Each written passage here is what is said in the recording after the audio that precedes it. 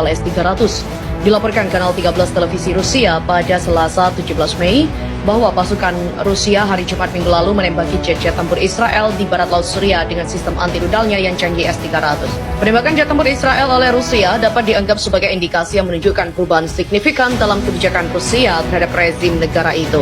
Times of Israel menyebutkan, berdasarkan laporan tanpa sumber Kanal 13 Israel hari Jumat lalu, Angkatan Udara Israel menyerang beberapa target di dekat kota Masyaf, barat laut Suriah. Menurut Kanal 13 TV Israel, pada serangan kali ini, S-300 menembaki jet-jet tempur Israel dan sistem anti-rudal itu dikendalikan langsung oleh pasukan Rusia. Tak mungkin tanpa konfirmasi mereka, sehingga ia menjadi ancaman nyata bagi jet-jet tempur Israel. Time of Israel juga menegaskan dalam laporannya, jika berita itu terkonfirmasi, maka ini adalah untuk pertama kalinya terjadi dan akan menjadi perubahan determinan bagi Israel yang telah melancarkan ratusan kali serangan udara ke Suriah. Penembakan rudal S-300 Rusia terhadap jet-jet tempur Israel yang menyerang Suriah terjadi di tengah memuncaknya ketegangan antara Moskow dan juga Tel Aviv. Geram, Suriah digempur Israel, Rusia balas serangan tembakan rudal ke Israel. Pasca serangan Israel yang dilakukan di wilayah Masyaf, Suriah, pasukan militer Rusia dilaporkan melayangkan serangan balasan dengan menembakkan rudal S-300 yang menyerang jet tempur Israel. Serangan ini merupakan serangan balasan atas tindakan militer Israel pada Jumat lalu, di mana Israel saat itu menyerang wilayah Masyaf termasuk pangkalan militer Iran di barat laut Suriah. Serangannya menewaskan 5 orang dan menyebabkan 7 orang luka-luka ini sempat dihalau oleh militer Suriah, tapi tangkisan ini dinilai tak berhasil. Militer Suriah saat itu juga berusaha menembakkan puluhan rudal untuk menghalau pesawat Israel, tetapi sebagian besar tembakan itu tidak efektif. Jet tempur Israel akhirnya meninggalkan wilayah tersebut setelah pasukan militer Rusia menembakkan rudal canggih S-300. Merespon tindakan ini, meski tidak secara khusus merujuk pada serangan Rusia, Menteri Pertahanan Israel Benny Gantz menyebut bahwa tidak ada yang mampu menghalangi Israel di Suriah yang disebut sebagai upaya agar Iran tidak mentransfer senjata canggih melalui wilayah Suriah.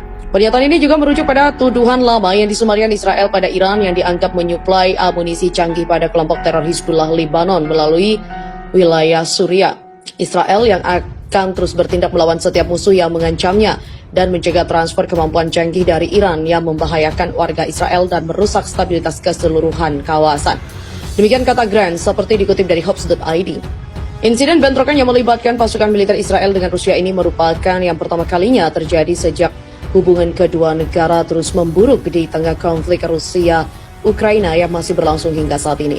Ketegangan kedua negara ini dinilai mengkhawatirkan bagi pihak Israel yang selama ini telah melakukan ratusan serangan ke wilayah Suriah dengan dalih mencegah pengiriman senjata ke kelompok Hizbullah melalui wilayah Suriah. Sebagai informasi, Rusia juga merupakan sekutu dekat Presiden Suriah Bashar al-Assad dan juga selayaknya sekutu dekat Rusia memang memiliki banyak pasukan yang beroperasi di negara itu. Tak hanya itu, di sana Rusia juga menempatkan berbagai pertahanan udara canggih termasuk S-300. Rudal S-300 sendiri merupakan senjata yang diberikan Rusia secara cuma-cuma kepada militer Suriah pada tahun 2018 lalu.